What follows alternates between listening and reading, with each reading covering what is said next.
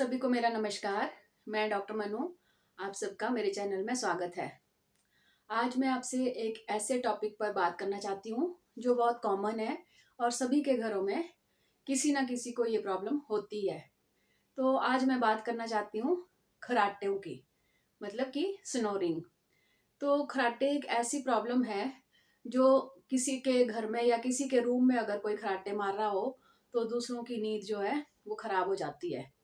और दूसरे की प्रॉब्लम जो है ये होती है कि वो सो नहीं पाता और उसको भी कई प्रॉब्लम्स उसकी वजह से शुरू हो जाती हैं। तो इसलिए खर्राटों का समाधान बहुत ज़रूरी है। तो हम बात करते हैं कि ये खर्राटे होते क्यों हैं।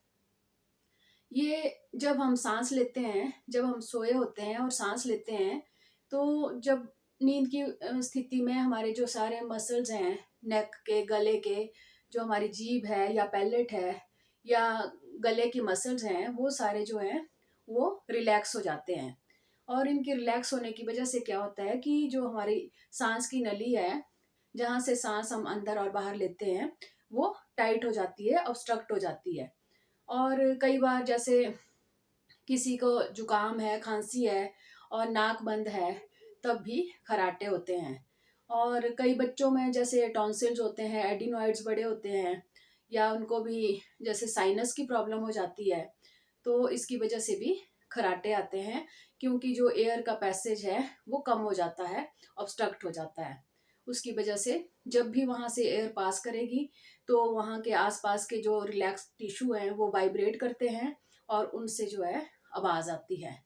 तो कई बार हमारे जो नेज़ल सेप्टम है, जो नाक दोनों जो नेज़ल पैसेज हैं उसके बीच में जो एक दीवार होती है वो टेढ़ी होती है, उसको डीएनएस भी कहते हैं। तो उसकी ट्रीटमेंट ज़रूरी होती है।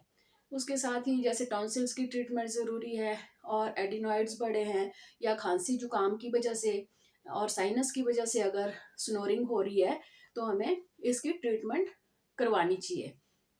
पर अगर जैसे नेज़ल पैसेज जो है उसके ऑब्स्ट्रक्शन की वजह से, जैसे अगर सोती वक्त जो रिलैक्स हो जाते हैं टिश्यू, उसकी वजह से अगर हमें स्नोरिंग हो रही है और वो बहुत ज़्यादा हो रही है, कई बार स्लीप एपनिया हो रहा है, बीच में सांस घुट रहा है, तो ये थोड़ी सीरियस प्रॉब्लम है। इसे हमें इग्नोर नहीं करना चाहिए, क्योंकि जब हमें ज़्यादा खर्राटे आते हैं, ये स्लीप एपनिया हो जाता है, सांस घुटती है, तो हमें जब हम सुबह उठते हैं तब भी हमारी नींद ना पूरी होने की वजह से ड्राउजीनेस रहती है, थकावट महसूस होती है, हमें किसी काम को एकाग्रता से नहीं कर पाते और हम थके हुए रहते हैं। तो इसलिए इस प्रॉब्लम को थोड़ा सा सीरियस लेना चाहिए और हमें डॉक्टर को ज़रूर दिखाना चाहिए। तो जब हम छोटी मोटी प्रॉब्लम अगर है, किसी वजह से अगर प्रॉब्लम आ रही है, तो हमें थोड़ी सी होम रेमेडीज़ मैं बताती हूँ, उससे भी अगर कम प्रॉब्लम है तो फ़ायदा मिलता है। तो सबसे पहले मैं बात करूँगी कि पुदीने की। पुदीना एक ऐसी चीज़ है जो एंटी इन्फ्लेमेटरी इसमें गुण है। जब इसको हम स्टीम में लेते हैं तो जो ये एंटी इन्फ्लेमेटरी इसकी जो प्रॉपर्टी है उसकी वजह से हमारे नाक की और जो रेस्पिरेटरी हमारा पैसेज है उसकी स्वेलिंग कम हो जाती है और खर्राटे लेने वालों को राहत मिलती है, खर्राटे कम हो जाते हैं। उसके बाद हम बात करेंगे अजवाइन की। अजवाइन में भी एंटी इन्फ्लेमेटरी प्रॉपर्टीज़ हैं। जब हम अजवाइन का कपूर के साथ मिला के धुआं सूंघते हैं तो उससे भी जो इन्फ्लामेशन है नेज़ल पैसेज में या रेस्पिरेटरी ट्रैक्ट में वो ठीक हो जाती है। और अगर हम अजवाइन का पानी में उबाल कर स्टीम भी लेते हैं तो भी ये अच्छा काम करती है खर्राटे को दूर करने में। इसके साथ हम हल्दी का यूज़ कर सकते हैं। हल्दी को पानी में गर्म करके गार्गल्स कर सकते हैं, हल्दी वाला दूध पी सकते हैं। ये भी एंटीसेप्टिक और एंटी इन्फ्लेमेटरी है।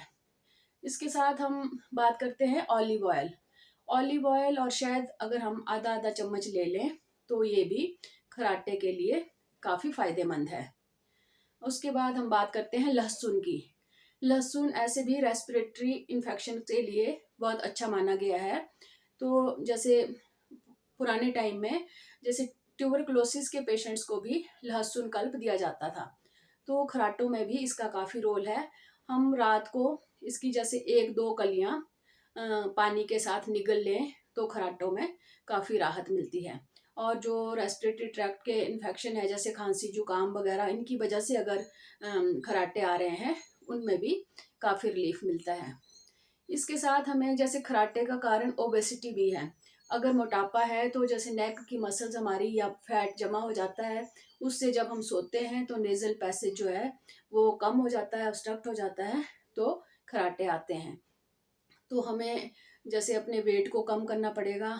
अगर अल्कोहल लेते हैं उससे भी जो मसल्स हैं वो रिलैक्स हो जाती हैं, उससे भी खराटे आते हैं। स्मोकिंग करने से भी खराटे आते हैं। इन चीज़ों को हमें अवॉइड करना चाहिए। सोने का पोस्चर अगर गलत है, हमें करबट में सोना चाहिए। अगर हम सीधे सोते हैं तो भी खराटे आते हैं। अगर हमें सीधे सोना है तो पिल्लो लेके हमें सोना चाहिए, ताकि जो हमारा रेस्पिरेटरी ट्रैक्ट है वो ऑब्स्ट्रक्ट ना हो, वो पैसेज जो है ठीक रहे, ताकि हमारा जो सांस लेने और बाहर जब आता है तो उसमें कोई रुकावट ना हो।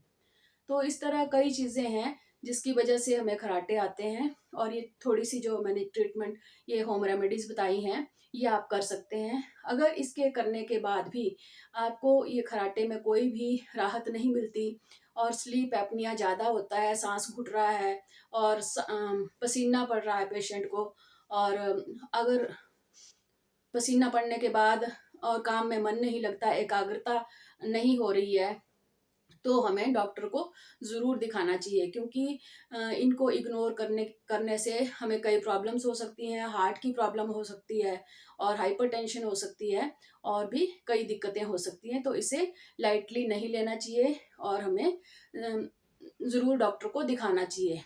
अब मैं बात करूंगी कि इसके लिए कौन सी एक्सरसाइज और प्राणायाम हमें करने चाहिए। तो सबसे पहला है उज्जयी प्राणायाम। इसमें हमें उज्जयी प्राणायाम को, जैसे सबको पता ही है कि कैसे करते हैं। हमें जो सांस लेनी, अंदर को सांस लेनी है, फिर आवाज लेके मैं आपको करके दिखाना चाहती हूँ। जैसे ऐसे हम सांस लेंगे, फिर हमें यहाँ रोकना है नेक के पास, जितनी देर तक रोक सकते हैं। फिर हमें राइट साइड को बंद करके लेफ्ट से सांस बाहर निकालनी है। तो इस तरह हम 10-11 बार कर सकते हैं। उसके बाद हम सिंह आसन कर सकते हैं और भ्रामरी प्राणायाम कर सकते हैं और कपाल भाती, अनुलोम विलोम। ये अगर 10-11 बार रोज हम करें सुबह शाम, तो खराटों में काफ़ी फायदा मिलेगा। तो मैंने ये वीडियो इसीलिए बनाया क्योंकि बहुत से पेशेंट आते हैं कि हमारे घर में कई लोग हैं, पेशेंट्स हैं जो खराटे की वजह से परेशान हैं। तो इसको रोकने के लिए क्या किया जाए।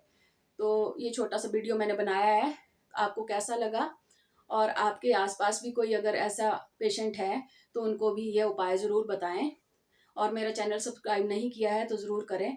और नेक्स्ट वीडियो के साथ मैं आपसे फिर मिलूँगी। नमस्कार।